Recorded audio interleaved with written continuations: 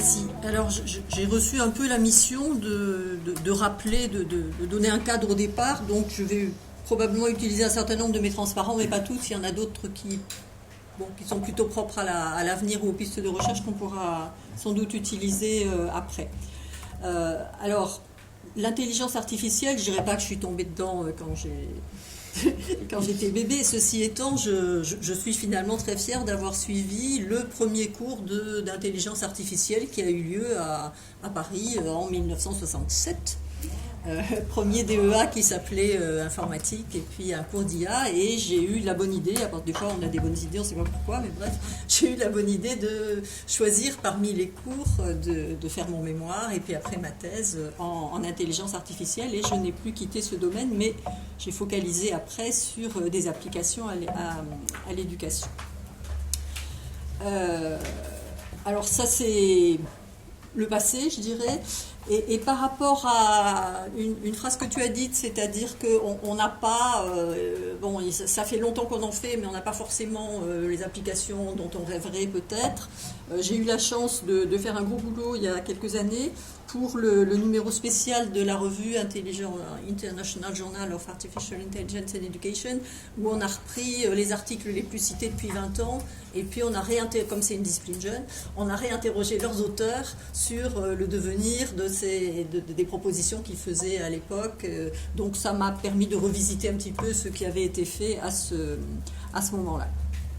Alors je veux repartir de définition parce que finalement, comme c'est la mode aujourd'hui et que n'importe quel journal écrit n'importe quoi sur le sujet, l'intelligence artificielle, ça a été défini. Voilà, il y a eu une conférence fondatrice. C'est pas tout jeune puisque c'est quand même de 56, et donc pour l'informatique, ça fait déjà un peu dinosaure. L'idée quand même, c'était la mécanisation de tâches qui requièrent des connaissances et des capacités de perception, de raisonnement, de prise de décision qui sont a priori attribuées aux humains. Voilà. Donc ça, c'est le côté intelligence artificielle. Il ne faudra pas qu'on oublie dans nos réflexions qu'il y a deux mots là-dedans. Il y a artificiel, alors ça, les informaticiens savent bien faire. Hein. Vous faites des modules, des outils, des services que vous voulez. Après, il y a intelligence. Et là, ça devient déjà plus compliqué parce qu'on n'est pas sûr d'avoir fini de comprendre ce que c'était que l'intelligence humaine, et puis peut-être plus largement, parce qu'aujourd'hui, il y a des gens qui cherchent l'intelligence dans le monde animal, en fait, etc. Donc, il y a cet aspect intelligence qui certainement mérite d'être creusé, et je crois que c'est quand même un peu du domaine des SHS, en partie, même s'il y a l'aspect neurosciences qui intervient.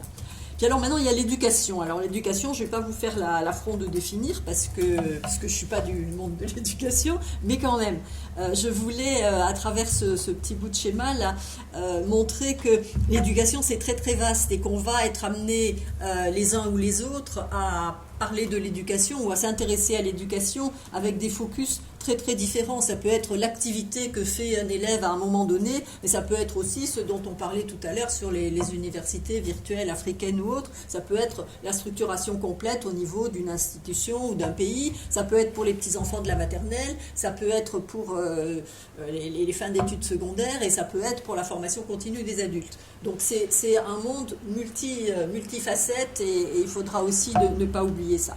Alors après, j'ai été bien d'accord pour dire qu'effectivement, on se pose cette question, notamment parce qu'il y a eu le rapport Villani. Donc je vous ai indiqué là ce que le rapport Villani dit explicitement sur l'éducation. Ça ne veut pas dire qu'il n'en parle pas ailleurs, hein, parce que c'est un gros pavé, le rapport Villani. Mais le rapport, il est constitué par des chapitres et puis des focus.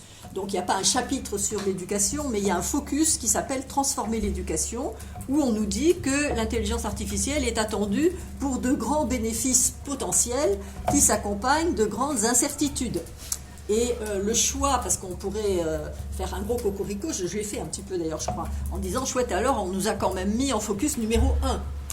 Alors le choix de mettre cette action en première place ne traduit pas une volonté de précipiter une éventuelle mise en œuvre, mais plutôt l'urgence à développer des expérimentations, et je crois que c'est une idée qui avait été pas mal soutenue par les chercheurs en intelligence artificielle et éducation. Voilà, donc on est dans ce contexte-là qui amène pas mal de crédits sur des activités de recherche, qui amène et qui nous amène tous à réagir ou à surréagir à des choses un peu simplistes qui sont racontées à droite et à gauche. Et encore, je ne suis pas une fan des réseaux sociaux, donc je pense que beaucoup d'âneries m'échappent, c'est très bien pour moi. Mais bref, on a quand même collectivement tous le devoir de rétablir, je pense, un certain nombre de vérités basiques.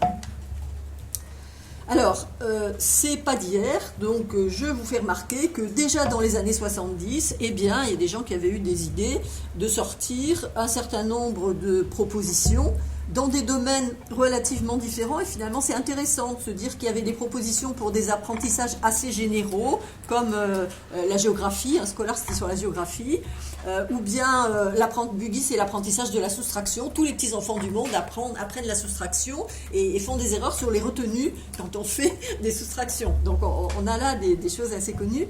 Et puis Sophie c'était sur du dépannage en électronique.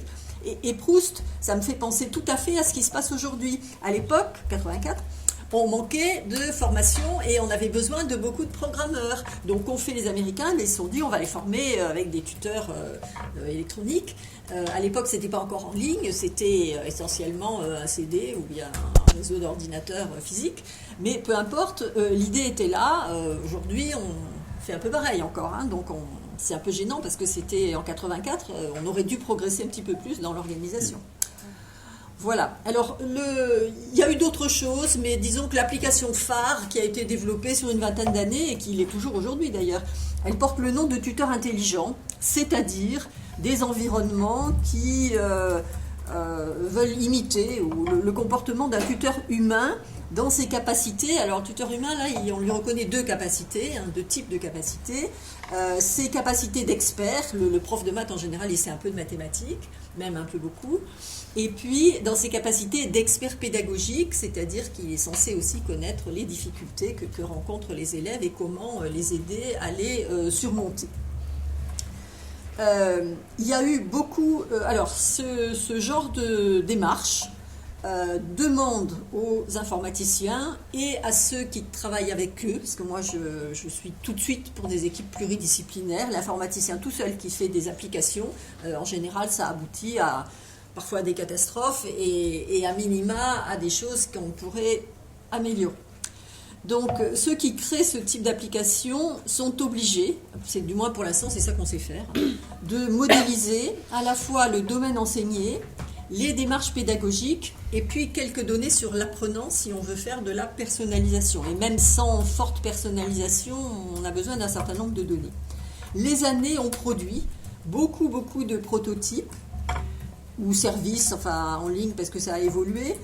Mais malgré beaucoup d'intentions, on voit des articles qui s'appellent ITS pour Intelligent Tutoring System, Go to the Big City. Ça veut dire, ça y est, chouette, alors on déploie nos applications dans la ville. Bon, c'est une ville aux États-Unis, mais on a quand même eu, il faut le reconnaître, peu de passages à l'échelle, même si, je redis, il y a des applications qui sont utilisées à droite à gauche, même si ça ne fait pas beaucoup de bruit.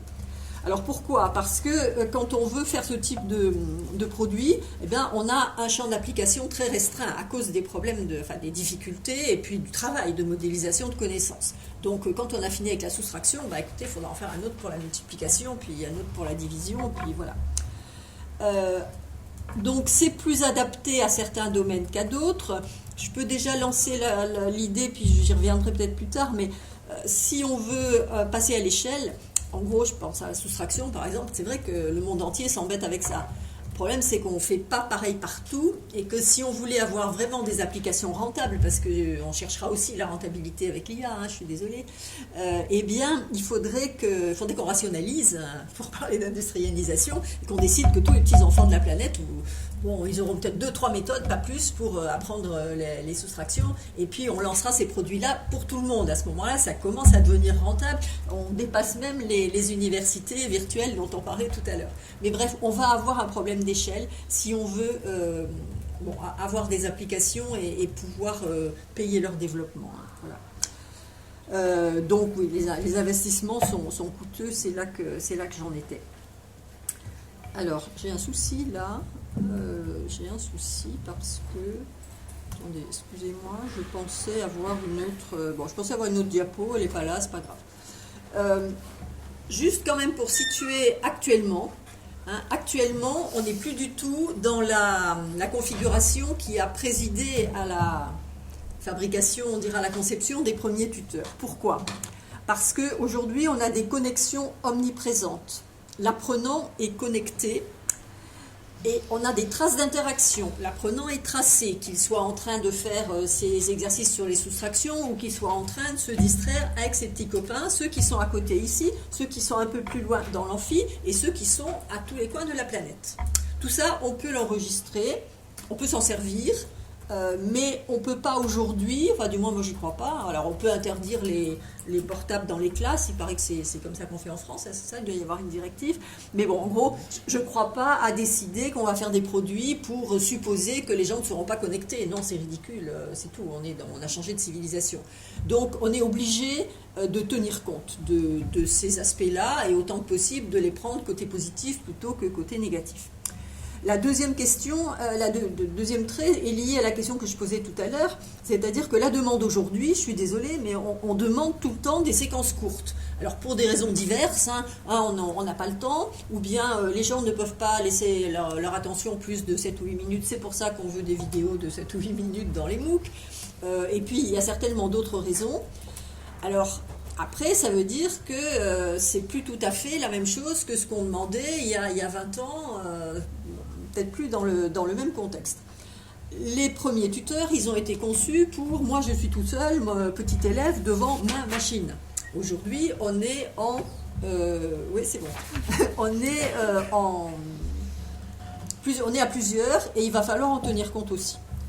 Et puis, si on parle de petits micros et si on parle notamment de formation en entreprise, eh bien, je ne sais plus où commence l'éducation et où on va vers de la capitalisation d'expérience. Il y a quand même un continuum là qui est à prendre en compte.